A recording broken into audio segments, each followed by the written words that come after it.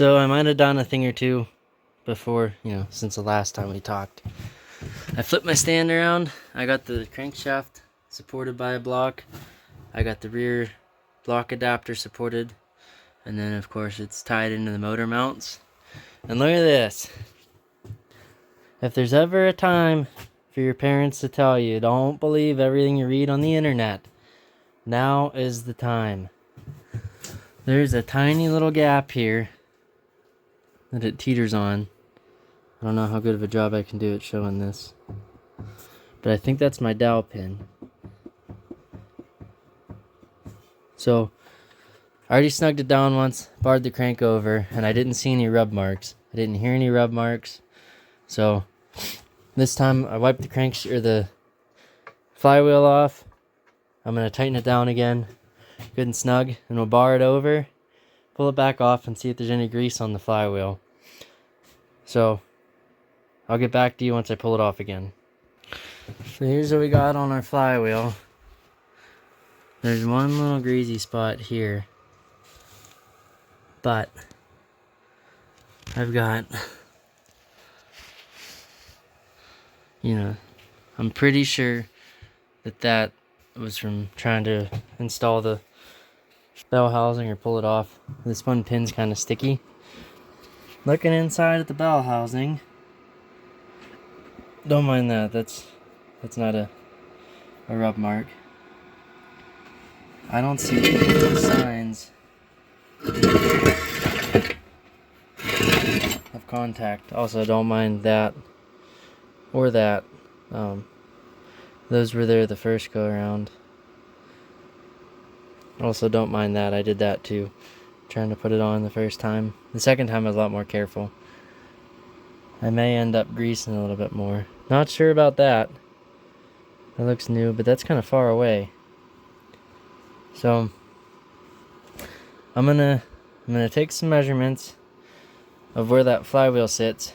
The furthest, I'm gonna measure from this flange, from this face to this point with a caliper. See how far out I gotta be looking on my bell housing and look for rub marks.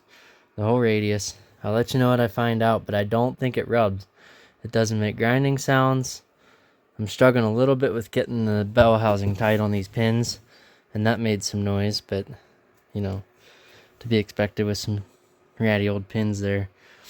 So more to come. I don't think I have to do anything to the bell housing though, which is awesome because everybody that you've ever heard about has their bell housing hit the freaking flywheel. And maybe that's because they use the newer style with the internal slave and they're a little different. I don't know. But so far, so good. Hang tight. Updates. That flywheel is about 1.77 inches away. That's right in the meaty part of this grease. Oh boy. Looking, holding, filming, same time aren't going well. Anyhow, that's at the thick part of where my 6.5 kindly deposited all this grease. Of course, it's going to be like, that up here, straight down. But up in here, this was the close part. If you look at this block, the closest point from this face to the flywheel is at these two bolt marks here. And looking up here at the bell housing, right here and right here, I scuffed it going on. But once it was on there, there's no spin marks at 1.77 inches. That's that thick chunk of grease there, and it didn't get touched. So I'm going to go ahead and say that we are in the clear here for having to do anything to make this bell housing fit. I'm pretty sure it fits. The next step I got to do is reassemble this. I got my 6.5 greasy old pressure plate friction disc here. Lack of friction disc at this point. That thing's just gross. I don't really want to clamp it in there, but I feel like I probably ought to, because then I can actually put the transmission in and make sure that my release cylinder is actually going to release. Something else I learned that somebody else probably already noticed. This doesn't have a bleeder on it. Apparently, GM decided that you don't need to bleed these. They'll bleed themselves. I think that is as long as this thing is like that. So that, you know, air goes uphill. I have it mounted like this. So I accidentally hosed myself. But I think the way this is set up and the way I can pass that thing out of the bell housing like that, I'm going to attempt to do a bench bleed and just keep the master and slave together when I go to install this thing. That's another talking point. I learned a couple things today about this system. The LS uses a different style quick disconnect fitting. It's not like the old style GM like this. It's shorter here. It's shorter here, and then longer in this section with like a taper to it. And so whenever you try to pin this into this part hits the bottom before you can get the snap ring or the drift pin in, the roll pin. So at the end of this video, I'll probably put a picture up. I took a screenshot of all the stuff I'm going to order off Summit. But you can buy a universal braided steel hose that's AN fittings on both. And then Earl or Russell make adapters to go from AN to these clutches. So I'm just going to buy one of this and one of the LS style and throw them on a 5-foot braided hose and call it a day. So that's pretty cool. We're ready to our next steps, so I guess now I have to do them. I'm going to put the bell housing back on the tranny. Put that sucker in. No, that's not the next step. The next step is to mock this thing back into here. And then I'll put my adapter plate on. Hold it all up, and then hold the bell housing up there. And see how much throw I have in this thing after it's up tight to the pressure plate. And then I'll know that this thing has enough clearance on the bottom end that it's not going to be riding tight on the dang pressure plate all the time. So that'll be interesting, trying to hold that where it's got to go. And then actually I could probably just do it as it sits. Just hold it there, bolt the bell housing on, and then push on it. I think I can try to video this. Hang on. Well, here goes first attempt. I got you on the Harbor Freight welder camera stand. Looks pretty decent. So I gotta try to hold this guy in place. It doesn't have to be perfect. Just it can't fall that far.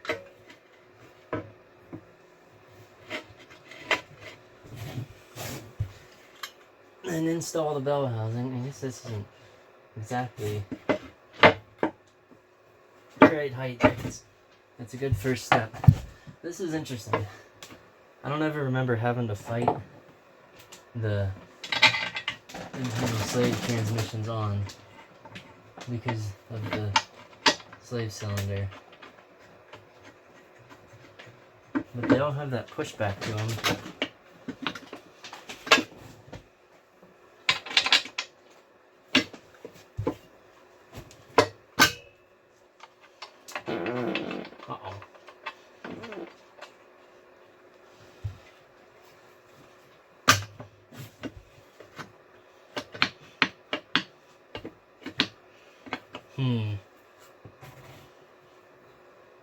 Well, that's interesting.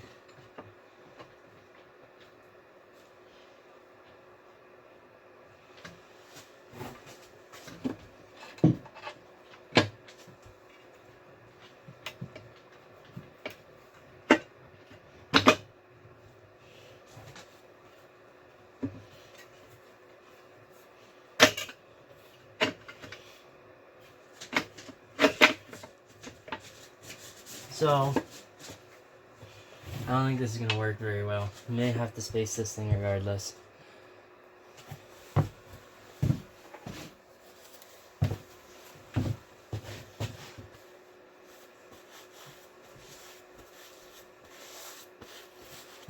Here's what we got.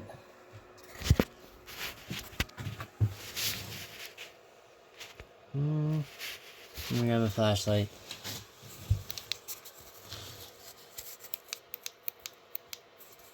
So, the snout of the release bearing is very much so into the friction disc at this point.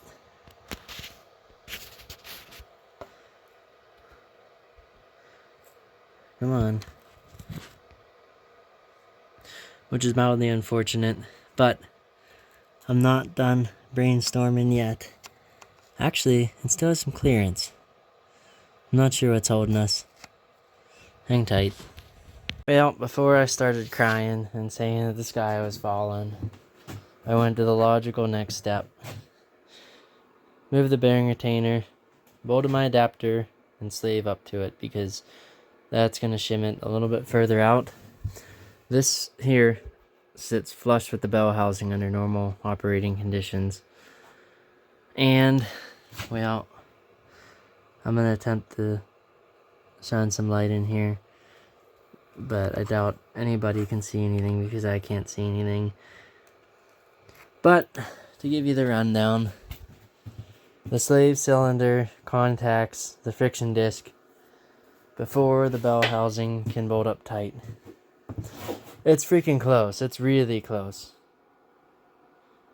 Like, almost worth keeping my stock input shaft close.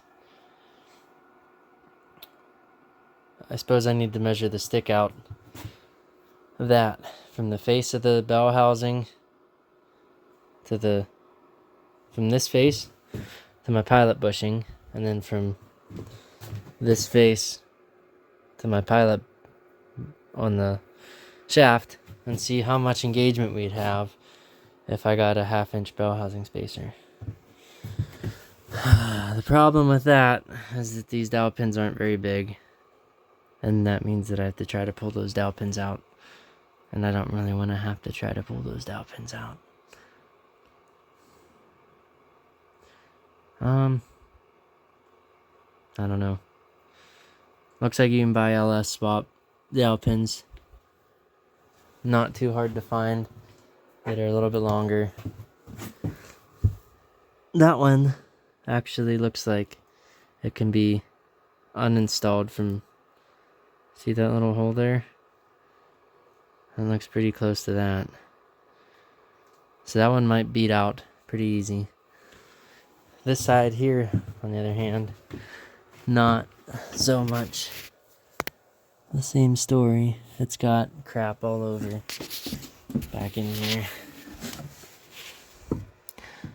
I really don't want to have to pull this. Yeah, right here's that one. I think maybe that's a bolt. That's a bolt. Well, right here. This is where that one's at. See it right there? Yeah, so that one probably have to weld something to, and then slide hammer it out. Doesn't sound super fun, and it sounds like I'm going to break a piece of aluminum trying to do that. I was really hoping to avoid having to space the bell housing much. Okay, well, this concludes today's feature of Can I Do This?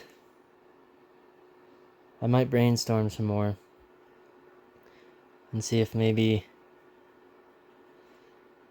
I don't know, maybe I can space this side out a 1/2 inch. Wouldn't that be nice? Well, no, because the slave cylinder still won't clear on this side because it sits on the inside of the bell housing.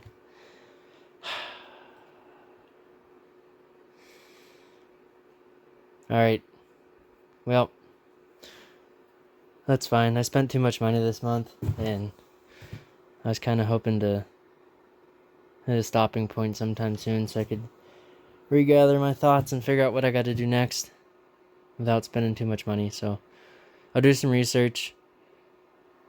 I think the Dodge input shaft is $250 plus the whatever it costs to get the pilot machine down to 059 for the GM. Dodge is 3/4 inch. I think it's just going to be easier to machine my input shaft down than it is to try to find a 3/4 to Duramax input shaft.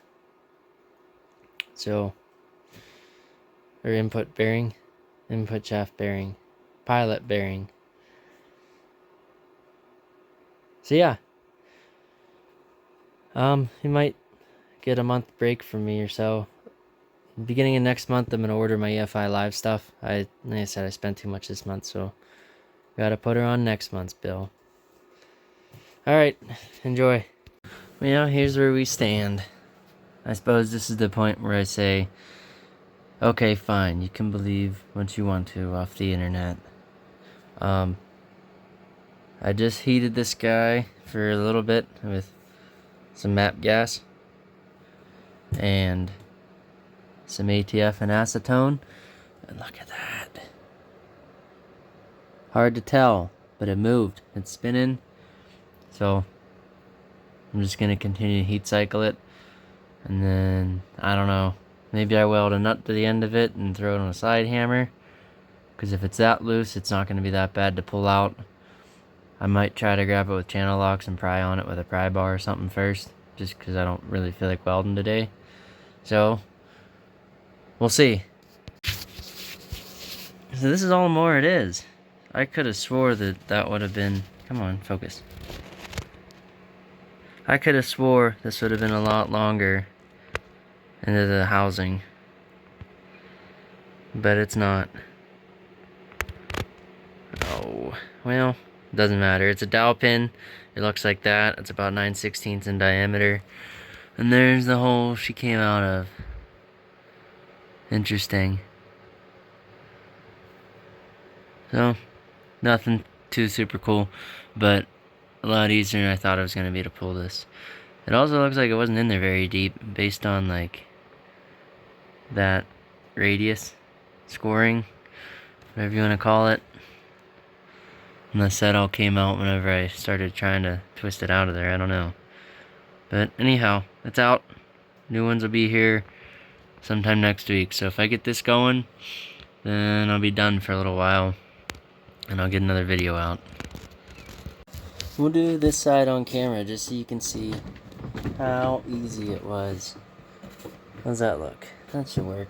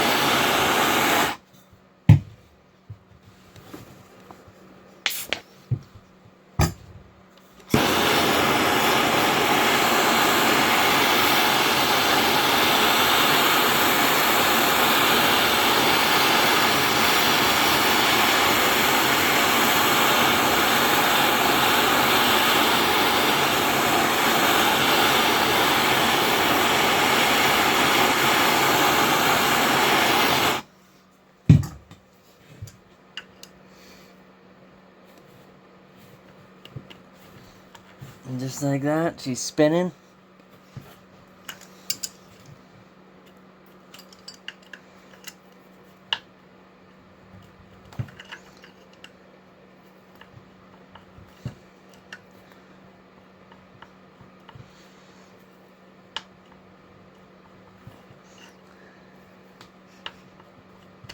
And she's out. So, not at all an intimidating job. And yeah, it looks like these holes have a shoulder in the back of them. So whenever you press your dowel pins in, it'll shoulder back there and stop. I don't know if I'll glue my new ones in with like a retaining compound or not, but TBD. Anyhow, that's all there is to it. So a lot less intimidating than I thought. I figured the steel and the aluminum would not have a party together. Alright, later.